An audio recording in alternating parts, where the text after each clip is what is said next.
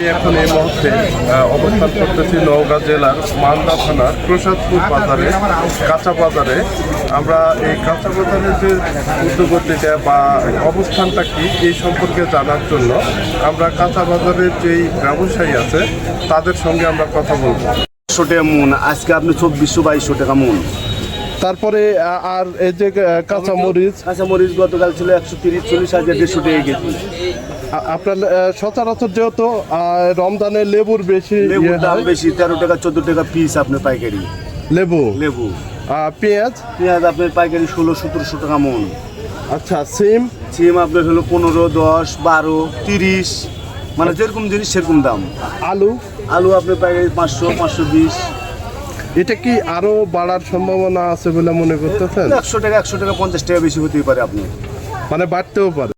স্বাভাবিকভাবে রোজা হলে সবজির দাম একটু বাড়ে, স্বাভাবিকভাবে সেরে 10-20 টাকা সেরে সবসময় বাড়ে। এই 2-4 দিন 5 দিন 7 দিন সর্বোচ্চ 7 দিন বাজারে এটা থাকে বাড়তি দামটা। বাড়তি দামের জন্যে বেচা কেনাও খুবই খারাপ, খুব একটা ভালো না।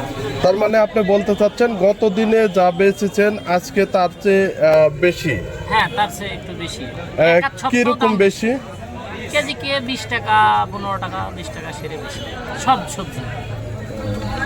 আচ্ছা, এটা কি আগামীকালকে আরো বাড়বে এরকম কোনো ইয়ে আছে কি? এরকম ইয়ে নাই, মানে এক আধ সপ্তাহে স্বাভাবিক 20 টাকা 25 টাকা সেরে বাড়তি থাকে সব সময়, সব রোজাতে।